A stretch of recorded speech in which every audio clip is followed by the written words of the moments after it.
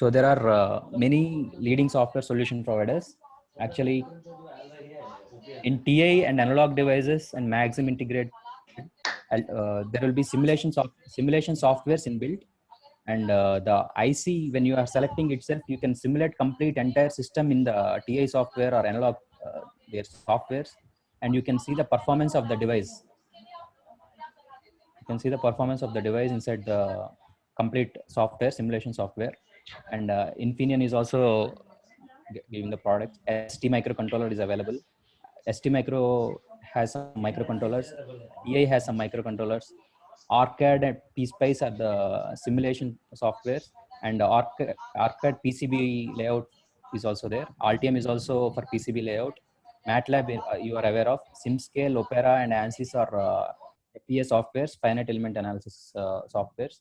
MathCAD and Excel are basically for calculation tools. So Opera, ANSYS, generally they are for motor simulation softwares. So if you want to model your motor or any transformer, anything based on your FEA, you can model your own system. You can design a new motor itself based on your requirements. So if you want PMSM, if you want BLDC, if you want induction motor, whatever it is, you can model your entire system in the software itself, and you can get the simulation results also done in the software itself. You will be having the better performance analysis done completely. If you give the input, whatever the output is required for the motor and all, you will be getting in the software itself. You can first validate everything in the simulation, and then you can go for motor manufacturing and all. So MathCAD and Excel are generally calculation tools generally. So TI, analog, and Maxim generally they are using more these days, because TI generally, I'm just telling an example. So TI will be having webinar which is having simulation software. So in that software, if you want some converter or something, if you directly type, you will be having suggestions in that, and they will be giving devices based on that. If you want to choose different power ratings, you can change the power ratings based on the specs, and you can. So basically, I was telling about a webinar in the TI. So you can just get into the details, whatever the converter you want. You can have some suggestions based on that in TI itself. And if you want to change the power rating based on that, they will suggest some based on the TI ICs, they will suggest you some solutions in that. Whatever the converter which will be efficient based on your requirements, the TI itself will suggest you. So these are something like the suggested softwares. And if you have your own design, you can simulate it in your Arcade or your own simulation tools, something like Simplis, whatever the simulation tools your provider will be having or your company will be having. Based on that, you will be using the software, and then you will be getting into the other design details. So if you have some unique design which is not there in TI or which is not there in analog, so you can use it on your own way, simulate it, and validate the specs. And if it is okay, you can go to the next stage. Okay, so you can move to the next slide. So generally, hardware is also something like you will be having ICs. So microcontroller ICs which will be used for digital control and all. So you will be TI, Infineon, Analog, Maxim. These are all device manufacturers. So Vishay is also manufacturing modules these days. So ROM, they do power modules, power devices. Murata, actually passives also, this many will be there. Meanwhile is also SMPS designer. And Infineon and TI basically they are leading. So Infineon generally has many variants. Sorry for the call. Yeah. Hello. Yeah, Rahul, you can come. Yeah. So actually, Infineon and TI generally they are IC manufacturers, and then you will be having power modules with Infineon itself. And in TI, actually, software of generally you would be aware of Code Composer Studio. That software is also there in TI for microcontroller and all. Similarly, for ST also microcontroller, there is a software. And actually, these software and hardware providers, like generally for their for marketing their hardware itself, they are building the software that they are correlated actually. So they provide both, so that vendor will company will take their products itself, and they will support they will support them based on the requirement. If required, generally they will go to site and solve the problems. And some will be very particular. If you if you touch this section, we will not give warranty on this. So they do some kind of stuff like that. And analog devices, maxim, they actually have some isolators, everything actually, every op amp, every device these hardware providers will have. And ABB has some fax devices. So you would be hearing of Statcom, DVR and all. So they will be doing this. Delta Electronics has some power supplies, SMP power supplies. TDK Lambda has some this inductors, transformers and all. On Semiconductors also has some these devices itself. Whatever the hardware you require in the power electronic system, there you require power devices, you require analog control or digital control. So based on that, so every hardware will be coming into this. And then Nexperia, ST Microelectronics also has microcontroller chip itself. Scilabs has SMPS devices, microcontrollers, everything. And similarly, many Chinese companies are also there. So which will be cheaper also comparatively. Okay. So in entry level, generally you'll have different types of jobs. Like for design, you require schematic entry. Like before design, actually after design you require schematic entry. So that schematic entry, generally they can give it to entry level people also. So you have some peculiar tools like ARCAD schematic capture. And for simulation you have ARCAD PSpice. And the PCB layout also you have Altium ARCAD, their PCB layout softwares itself.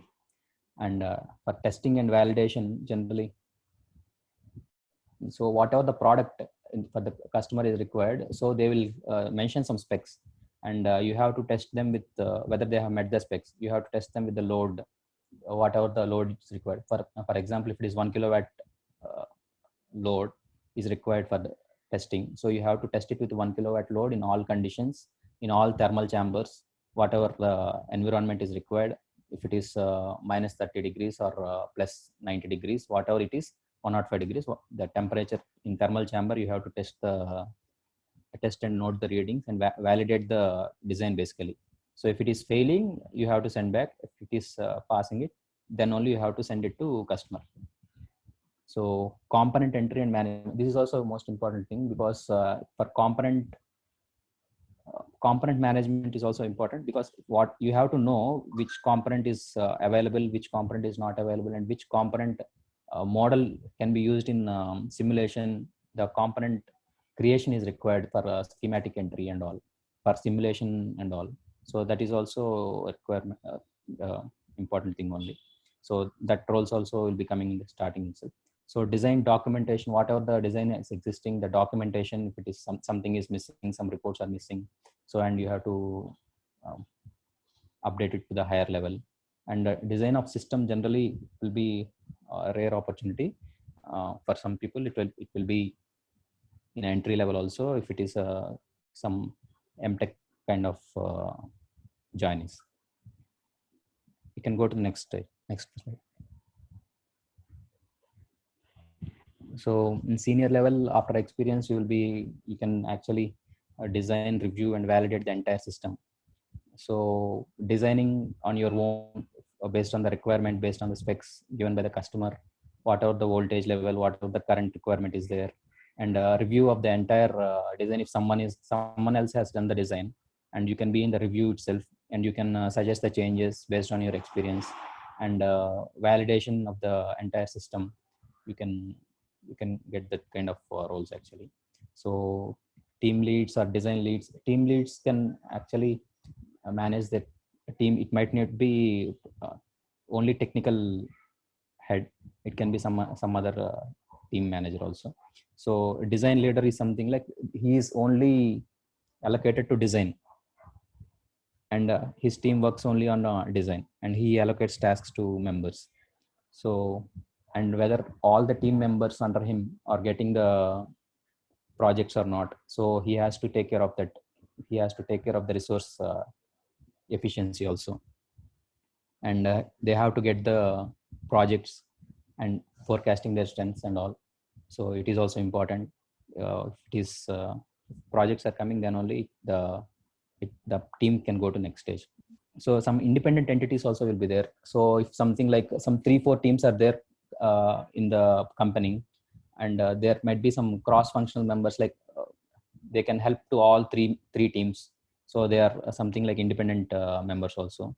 So, and on time delivery is most important thing to the customer, and economically, that is financially, that is the strength of the company, and on time delivery has to be the proper.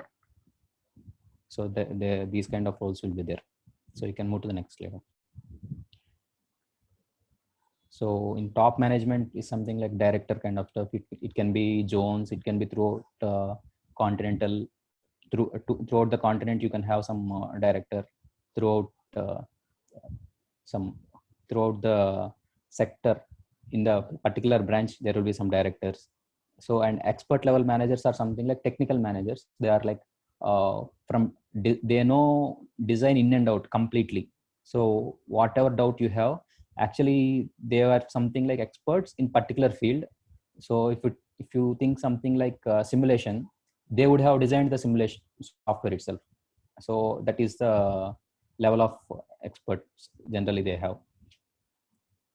And then they take major decisions also for project allocation and budget allocation, and they will be getting the project to the company, and then they'll take proper specifications. If some specification is missing and if you won't meet the specification, it will be a big task to company to meet the targets and all. So it is very important to find the specifications at the start itself. And then generally the company directors or whoever, they meet with the employees, or they conduct some online meeting or kind of stuff, and then they explain the goals and motivate the team to reach the targets and all. So many things will be there in they have to properly convey to the team. They have to allot the projects, and they have to allocate the projects to different teams based on their strengths and all. So he has to identify those strengths and weakness of the team, and he has to motivate them all. Okay, you can move to the next slide.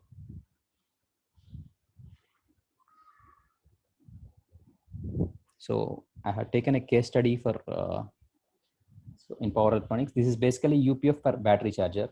So UPF is unity power factor. So for a battery charger. So from starting, I was telling about battery charger. So this is something like if you are using unity power factor, that increases your efficiency.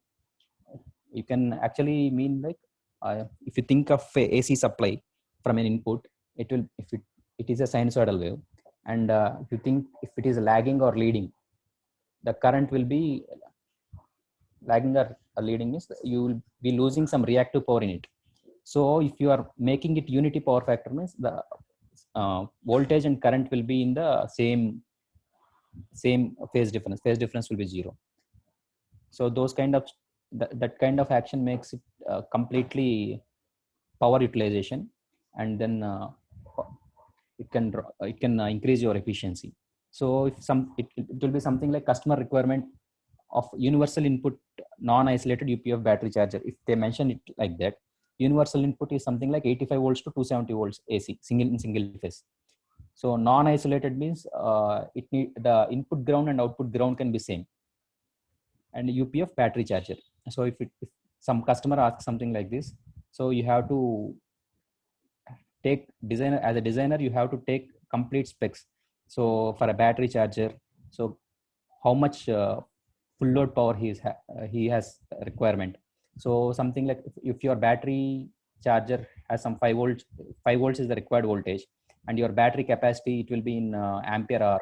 If it is something like 10 ampere hour, 20 ampere hour, or whatever the requirement is, so you have to ask for the specs, and you have to ask for full load power, how much time the full load power efficiency is required, And voltage ripple also is important, and voltage regulation, input voltage regulation, how much what how much voltage regulation and all you have to test at the end. So you have to ask the specs like that. And you have to, there will be many topologies, like you might be aware of buck boost, these kind of topologies in DC-DC converters. So in DC-DC converters you will be having different kind of topologies. So buck is something like you can convert a higher DC level voltage to lower DC level voltage. Boost is something like lower DC level voltage to higher DC level. Buck boost is something like it can convert both from high to low and low to high. And if it is isolated, something like flyback forward, you will be aware of.